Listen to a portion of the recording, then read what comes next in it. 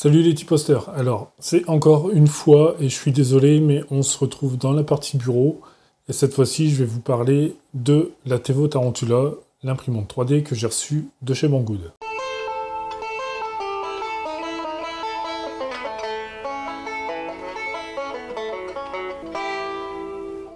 Première opération, c'est forcément de déballer le colis et de voir un peu ce qui se passe à l'intérieur. J'ai été vachement surpris en fait de l'organisation de la boîte. Tout le contenu est bien rangé, chaque chose à sa place. Après, je vais pas m'attarder à détailler toutes les pièces, mais c'est vraiment bien rangé dans la boîte. Pour le montage, ça m'a pris environ 5 heures. 5 heures pour qu'elle soit opérationnelle, pour qu'elle commence à imprimer ses premières pièces.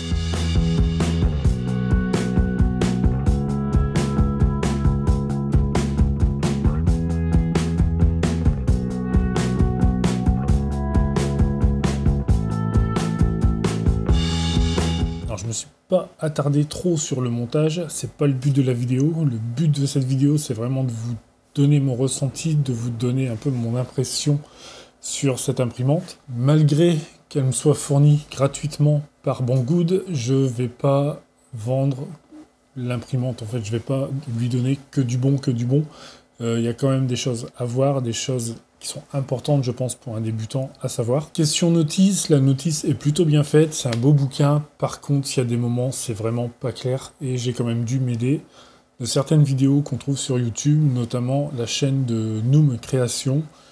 Il a monté cette imprimante, il l'a montée en vidéo étape par étape. Quand je bloquais, finalement, ces vidéos m'ont bien aidé. Et après, elles m'ont aidé aussi par la suite à calibrer, à régler et à flasher le firmware en fait de l'imprimante. Donc c'est une chaîne que je recommande, que je vous mettrai dans la description de la vidéo. Et je vais maintenant vous parler un petit peu des premières modifs que j'ai fait sur l'imprimante. Avant d'aller plus loin, vous allez me dire, mais pourquoi tout de suite vouloir modifier son imprimante? Alors, tout simplement, on a une imprimante ici qui est vendue 157 €. Si je la compare à celle que j'ai eue en kit il n'y a pas très longtemps, elle est vendue 300 € à monter. Ici, pour 157 €, on a le plateau chauffant, on a forcément le kit à monter soi-même, on a un écran de contrôle et 2 bobines de PLA de 250 grammes. 157 € frais de livraison offerts. Pour celle que j'ai eue sous contrat, donc qui est vendue en France, c'est 300 € le kit à monter. L'option écran, c'est une cinquantaine d'euros. Il n'y a pas de plateau chauffant et il n'y a pas de PLA vendu avec. Le PLA, si vous voulez l'acheter, 2 bobines de PLA de 250 grammes comme celles qui sont fournies avec la Tarantula, il faut rajouter à peu près 24-25 €. Donc tout de suite, il y a une grosse différence. Et là, je me dis, moi, en tant qu'amateur, en tant que novice dans l'impression 3D, si j'achète une imprimante à 300 € qui est même vendue 400 € toute montée, je m'attends à ce qu'elle fonctionne du premier coup, et ce qu'elle fonctionne tout le temps, et que j'ai pas à y foutre les pattes sans arrêt pour qu'elle puisse imprimer correctement. C'est pas le cas. Sur celle que j'ai eue sous contrat, ça a été ça tout le temps. Ça m'a gonflé, elle a fini démontée, elle est dans sa boîte. Ici, on a une imprimante qui est quand même abordable. À 157 €, je pense que c'est largement abordable pour découvrir l'impression 3D. Pour un amateur pur, un débutant vraiment qui va acquérir cette imprimante en première imprimante, ça risque quand même d'être costaud. Il faut vraiment prendre son temps. Si c'est le cas, si c'est votre première imprimante, et si vous êtes convaincu par celle-ci, il faudra vraiment prendre son temps. Après, en sachant que moi, je l'ai montée et que je peux peut-être vous aider, vous aiguiller sur le montage, et en même temps on trouve aussi des vidéos sur internet sur le montage de cette imprimante là. Et ici je dirais pour ce prix là, on a les 2 bobines de PLA qui sont en plus, et ces 2 bobines, bah justement pourquoi pas s'en servir pour se faire la main. C'est des bobines qui sont offertes dans le carton, autant s'en servir pour faire les améliorations, pour faire les modifications qui sont nécessaires je dirais pas au bon fonctionnement de l'imprimante, mais vraiment pour l'améliorer. Elle imprime bien en sortie de boîte, mais on a 2 bobines de PLA pour s'entraîner, donc autant faire des pièces qui soient utiles et des pièces qui puissent vraiment améliorer le quotidien de l'imprimante en fait, et améliorer son expérience utilisateur. La première modification que j'ai fait sur l'imprimante, c'est les petits tendeurs de courroie. À l'origine, c'est des colliers Rilsan. C'est bien, mais ça a tendance à abîmer un petit peu la courroie, donc au final, j'ai retrouvé des petits modèles sur Thingiverse. Je les ai imprimés en 3D, donc c'est une petite pince qui serre ici la courroie sur elle-même, et ensuite le tendeur à vis, tout simplement pour venir régler un peu la tension qu'on a besoin. Jamais trop tendre, sinon ça déconne, et jamais ne pas tendre assez, sinon l'écran saute et puis l'impression foire. Ensuite, ce que j'ai imprimé, c'est tous les petits boutons pour le réglage du plateau.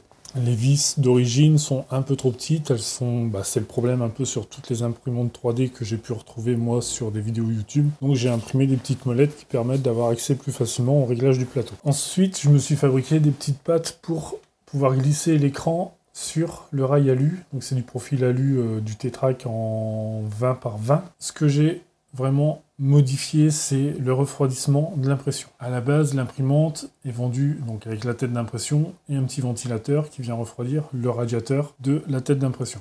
Ça ne refroidit pas le PLA sur les couches lorsqu'on imprime. Au départ, j'ai imprimé ce petit truc pour adapter un ventilateur en 40 par 40 dessus. Le seul défaut, je dirais, en sortie de boîte, c'est que pour les porte-à-faux, finalement, elle n'est pas super adaptée puisqu'il n'y a pas de refroidissement d'impression. Et on voit tout de suite que les porte-à-faux ici, ça déconne. Et là derrière, ça déconne aussi. Mais c'est pas grave, on a deux bobines de fil pour faire ce qu'on veut. Donc limite ça, moi ça m'a dépanné. Et une fois que ça a été fait et que j'ai pu refroidir mes impressions, je me suis sorti une double buse. Les ventilateurs, je les ai achetés sur Amazon. Pour le prix des ventilateurs sur Amazon, je pense que j'aurais pu en avoir un carton sur Banggood. Si vous achetez l'imprimante sur Banggood, n'hésitez pas à prendre en plus deux ventilateurs pour faire la modification.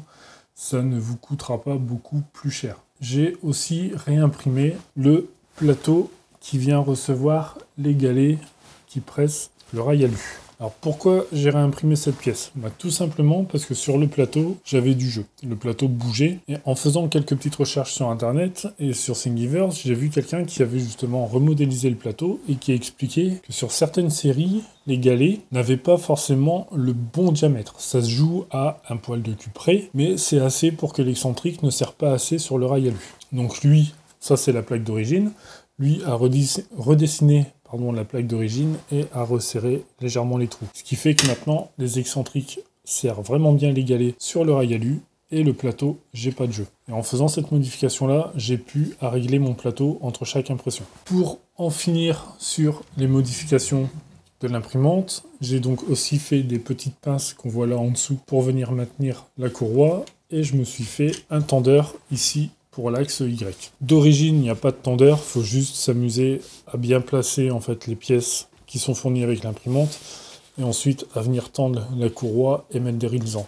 Franchement, avec un système comme ça, ça prend quelques heures à imprimer et ça fonctionne vraiment parfaitement. J'ai imprimé le bouton, vous allez le voir défiler en timelapse et ça marche super bien en fait. On tend vraiment à la tension qu'on veut et toujours pareil, on tend juste ce qu'il faut. Pas trop, sinon ça marche pas. Et si on ne fait pas assez, c'est pareil, ça marche pas non plus, l'écran saute. Et quand l'écran saute, l'écran de la courroie, ça fait du décalage. Ici, on voit un petit peu le trait de décalage. J'ai un cran qui a sauté parce que j'ai mal réglé ma courroie. Cette première partie de vidéo sur l'imprimante sur la Tevo Tarantula, on va l'arrêter là. Et ce que je vous propose, c'est de vous retrouver tout de suite après pour une nouvelle vidéo, mais cette fois-ci avec des exemples d'impression et de vous dire ce que j'en pense réellement, les pour, les contre, et une petite comparaison avec celle que j'ai reçue il y a quelques mois. Donc je vous dis à tout de suite, à très bientôt sur T-Post Woodworking.